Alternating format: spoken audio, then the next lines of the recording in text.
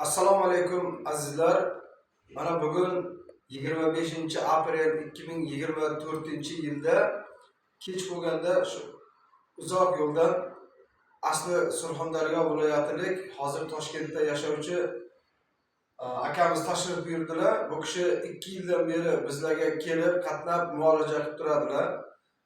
O'zingizni tanishtirib, o'zingizda bo'lgan holatlar haqida qisqacha aytib o'tsangiz, barcha sizni holatingizni bilib, shundan bir savol javoblar bo'lsa. Assalomu alaykum gurbadashlar, yaxshimisizlar, salomatsizlar? Men Surxondaryodaman, Oltmishli tumanida. Bundan 1-2 yil oldin shu toza mazam qochi mana nima bo'lib, boshim aylanib, davinam ko'tarildi, ko'chada yurolmay qoldim. Yaxshi ukamiz shu Oltmishliga bordi. Shu hijoman 1-yil qildim, juda yengil bo'lib, hamma tomon bir juda yaxshi holatga keldim. Orada ancha vaqt o'tdi. Keyin kelib Toshkentda ishlab, Toshkentda yana 7 oy, 8 oy ishlaganimdan keyin yana davlatlar umuman ko'tarilib, shu mana shu o'ynama bo'lib qoldi. Ikkinchi etajga chiqaman, qaytib tushaman. Ikkinchi etajga chiqaman, qaytib tushaman. Borib hamshiraga tekshirtiraman, hamshira ukolni beradi, qaraydi, qo'yadi, umuman davlatlar tushmaydi, mana shu mazam qochib qoldi.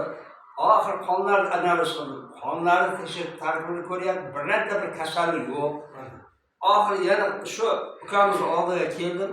Birinchi bosqichda orqani hijoma qildirdim. Orqani shunday hijoma qilgandim, hozir Xudoga shukr 10-etajga 10 marta kuniga 10 marta chiqib tushaman o'zim. Seniki xavfsizligi bo'yicha injenerman. Toshkent shahrida. Toshkent shahrida shoturlar bilan birlashayapman. Turk firmasi. Turk firmasi 10 marta chiqaman, 10 marta tushaman. Ishim shu. Yoshingiz nechida? Hozir 56daman. 56 nasib qilsa yana 4 yildan keyin pensiyaga chiqaman, Xudo xolasa. Bana orqa tomonda hozir zamon qildi. Birinchi bosqich degan shu ukamiz tayinladi. Yana bir 10 kundan keyin kelasiz, yana boshqa olamiz degan, mana shu kun keldim. Xudoga shukr, hozir yurak hamma tomon yengil. Qanday 18 yoshda qanday bo'lganmiz, hozir shunday holatdaman, Xudoga shukr. Ana shu qizg'in yana qolganini shu kalalarini oldirib tashlay birdan yana bir mazza qilib yuraman degan niyatda. Sizga rahmat, aka, uka, rahmat. Ixlos. E'tibor qiling, bu yerda asli Surxondaryolik, hozir Toshkent shahrida yashab, o'sha yerda ishlab turgan odam Jizzax shahriga mana 200 kilometrga hijoma uchun keldilar. Yana bitta ikkita malhamlarimizni beramiz va shundan bu kishi qaytib ketadilar. Kechqurun ishdan chiqib, mana hozir yetib kelib, yana ertalab ishga qaytib borish kerak. Bu yerda bitta narsa bor. E'tibor bering, Toshkent shahrida 100 ga yaqin hijoma qiladigan maskanlar bor. 100 ga yaqin klinikalarda hijoma qilinadi. Lekin akamiz shuncha hijomalarni tashlab, bu yerga Jizzax shahriga kelib, mana bizada hijoma olib ketmoqchilar. Nima bilasizmi? Bu yerda birinchi o'rinda hisobga olinadigan narsa bu ixlos. Niyatni xolis qilib, ixlos qilib, musofirchilik qilib kelgan odam albatta shifo topadi. Bo'ladimikan, bo'lmaydimikan, davo topadimi, topmaydimi, o'zi shuni imkoniyati bormikan degan odam tuzalmaydi. Lekin niyat qilib, mana tuzalaman deb shaxt bilan chiqqan odam, mana o'zlaring guvoh bo'lib turibsizlar. Bu kishida torch infeksiyasi aniqlangan, miyada insult aniqlangan.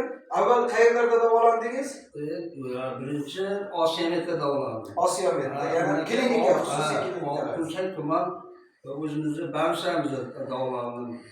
Yana Yevrometda ham davolandim. Hech qanday foyda yo'q. Mana o'zlaring guvohsizlar. Bu holatdagi odamning mana shunday yurishlarini ko'rganman. Juda ham bir oqsoqlanib, bir hayotdan orqada qolgandayin bo'lib, hayotdan tushkunlik, depressiya holatlariga tushib kelgan edilar. Mana hozir chaqmoqdek bo'lib, miltiqni o'qidek bo'lib, yosh yigitlardek ishlab, harakatlari chaqqon, yurishlari chaqqon. Hammaga ham shunday yaxshi kayfiyat, sog'lik, salomatlik tilaymiz. Nasib bo'lsa, endi Toshkentda olavering, hijomani o'sha yerda ham hijomachilar ko'p desak, quloq solmay yana kelibdilar. Xudo xolasa yana davolaymiz. Bu jarayon har doim takrorlanib turadi. Bizning yeydigan ovqatlarimiz, hayot kechmishlarimiz, har xil boyagi asabbuzarlik, mana bu ishda bo'ladi holatlar. Shularning evazi yig'ilib turadi. 5 oy, 6 oyda bir kelib bir yillik hisobiga 2 marta bo'ldi. Hozir bir yillik hisobiga 2 marta bo'ldi. Mana keladilar, Xudo xolasa yana yaxshi bo'lib ketadilar. Niyatimiz mahkam. Hammaga sog'lik, salomatlik tilaymiz. Ism familiyangizni aytmadingiz. Asal Bahodir Hasanmish. 68-yil tug'ilganman shu. Surxondaryoda 6-tumanda. Telefon nomeringizni aytib qo'ying, shu qiziqqanlar bo'lsa. 99 335 69 31. Yana bir ayting. 99 335 69 31. Azizlar, mana kimdadir torch infeksiyasi yoki boshqa infeksiyalar aniqlansa, kimdadir insult aniqlansa, mana sizlarga shu inson ibrat namuna bo'la oladi. Hech bir kasallik yo'qki, davosiz bo'lib qolmaydigan. Alloh taolo barcha kasallikni berib qo'ygan va davosini ham berib qo'ygan. Faqat bemorning o'ziga bog'liq.